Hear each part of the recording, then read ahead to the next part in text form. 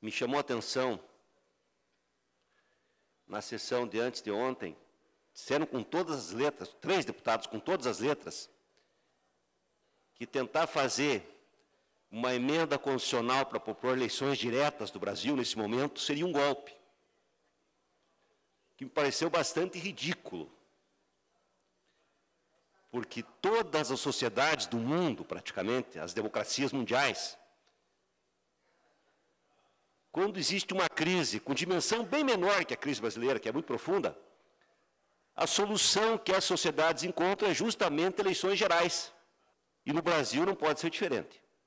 O processo que está ocorrendo, cada dia uma novidade, uma pior e mais cruel que a outra, é um processo que leva todas as forças vivas, democráticas, conscientes, que amam esse país e que respeitam o povo brasileiro, a sair para as ruas e pedir que sejam convocadas eleições diretas para presidente, no mínimo, quando talvez o mais correto fosse a convocação de eleições gerais, inclusive com a Constituinte soberana, para que o Brasil pudesse sair dessa crise e apontar novos rumos para o momento histórico que a sociedade brasileira vive. Nós sabemos que a crise por que passa o Brasil, ela está profundamente relacionada com a crise mundial do sistema capitalista. E os governantes perdem cada vez mais o poder, um poder hipotético. Vamos pegar o caso da Grécia, que as forças mais à esquerda ganharam as eleições e não puderam realizar as reformas, tiveram que se submeter. Tem que discutir alguns valores a nível internacional. Tem que haver alianças políticas que vão além do Estado-nação para fazer frente a esse poder avassalador do capital financeiro, que submete todas as economias ao interesse do lucro do capital financeiro. E no Brasil ela aparece na sua face mais cruel, talvez. E ela aparece, se revela, através do que nós chamamos de retrocesso conservador, que tem um centro na PEC de congelamento dos gastos por 20 anos. Esse é o centro de tudo que está acontecendo. A partir daí, a lei da reforma trabalhista e da terceirização, que tem ligação também com a reforma do ensino médio, e, por fim, a reforma da Previdência, que vai aumentar a miséria, não só das pessoas mais idosas, mas colocar um futuro negro, triste para a nossa juventude, para os pequenos autônomos, profissionais liberais. E nós sabemos que hoje no Brasil, sendo obrigado a pagar 15 anos, 50% da população brasileira não consegue pagar os 15 anos para se aposentar. Está o nível de informalidade da nossa economia. E com a terceirização vai ficar pior, porque ao mesmo tempo que o governo decreta uma previdência, uma reforma, ele faz uma contra-reforma nesse sentido, porque a terceirização e a reforma trabalhista vão tornar muito mais difícil que o trabalhador tenha carteira assinada.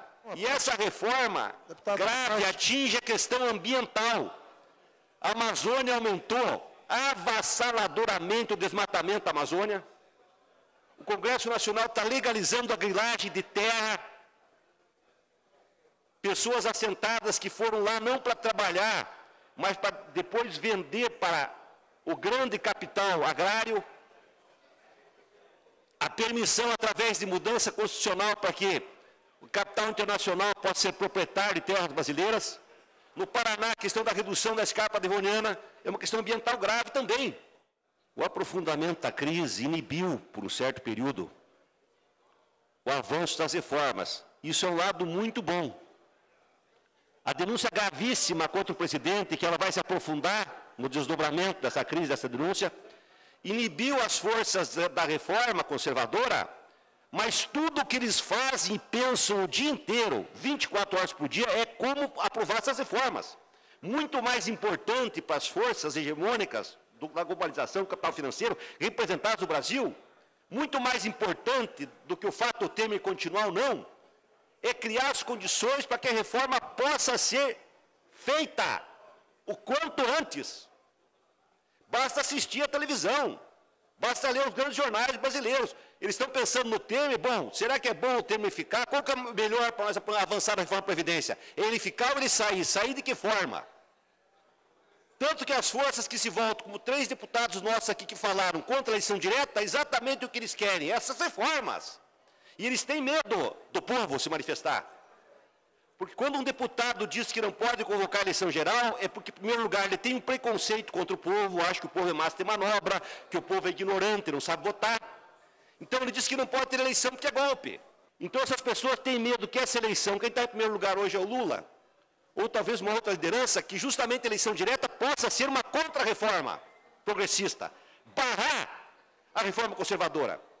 Então a saída que vamos tentar, ou se puder continuar com o Temer, se não vier coisa muito mais grave pela frente, essas forças vão tentar segurar o Temer. Se não for possível, vão tentar uma saída ou via judiciário, ou via parlamento, fazendo eleição indireta. E pasme, deputado Adelino, quem que se fala em eleição direta, se fala em colocar o todo-poderoso ministro das Finanças do Brasil, o Meirelles, para ser o presidente da República. Porque o objetivo fundamental é a aprovação das reformas conservadoras, que é a reforma da Previdência, a trabalhista, a terceirização já aprovada, ensino médio, e assim por diante, a privatização cada vez mais forte, através do ajuste fiscal, como acontece agora no Rio de Janeiro, que vai vender pelo saneamento, e assim por diante. Isso que é o centro da questão. Nós chegamos ao momento da crise, além de tudo isso que eu estou falando, que é a crise do sistema político. Não adianta ficar com uma visão moralista, existem os homens bons, os seres humanos do bem e do mal. O que é corrupto no Brasil é o sistema político.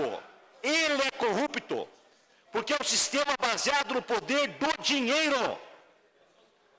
Tanto que não há nenhum grande partido que possa querer, no sistema atual, chegar à presidência da República, se ele não tiver financiamento, com muito dinheiro por trás. Essa é a crise brasileira que atinge praticamente todos os partidos, porque o sistema político depende do poder do dinheiro, e as eleições são cada vez mais caras. Agora, essa crise é mais grave porque, apesar de toda a tragédia da política brasileira, apesar de toda a tragédia, a existência da política, da eleição direta, é muito melhor que a não existência. Uma reforma política, que nem o Distritão, que vai permitir que só as pessoas muito ricas ou radialistas e homens de comunicação possam se eleger. Talvez seja mais interessante para o sistema capitalista e para as forças que têm hegemonia no Brasil, esse tipo de eleição. Decrete-se que pobre não pode mais ser candidato a nada. Para se eleger, tem que ser rico. Essa é a maior reforma possível. O capital não quer intermediário mais, porque esse intermediário pode se voltar contra ele, porque depende da vontade do povo. Quanto mais democrático for uma eleição, se tiver voto em lista, se tiver financiamento público, as pessoas pobres vão ter mais igualdade para se candidatar e vão ter condições de eleger um maior número de representantes que vão se opor a essa reforma trágica, cruel, contra as maiorias sociais do Brasil. Nós estamos começando a conversar, o deputado Tadeu, vários deputados, para nós formarmos nesta Casa Legislativa um grupo de parlamentares que passe a lutar pelas eleições diretas nesse momento histórico do Brasil. Nós fazemos esse apelo e vamos conversar com vários partidos. Nós temos aqui uma bancada diferente, nova. A Assembleia mudou muito na última eleição. Independente do partido, pessoas que têm uma visão progressista do mundo, têm se mostrado na votação, no papel que tem desempenhado na tribuna.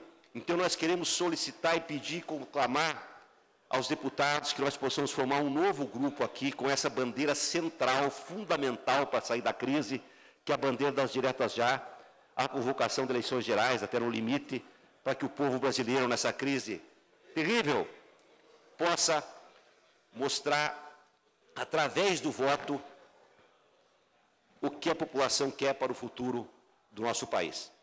Então nós estamos conversando, já o deputado Tadeu, o deputado Lemos, o deputado Requião, o deputado Nereu, o pessoal do PMDB. Nós sabemos que o PSB hoje, que tem 4 deputados aqui, ele saiu da base do governo Temer. Nós temos no Brasil grandes personalidades no PSB, de esquerda, democrática, que podia participar com a gente.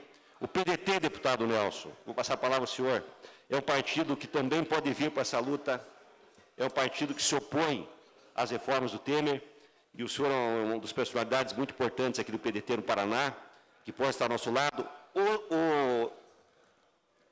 Osmar Dias, o ex-senador Osmar Dias, pode estar com a gente. O senador Requião, pode surgir das crises, sempre surgem coisas novas. Vai ter uma reforma política que os nossos deputados federais estão agindo sobre ela.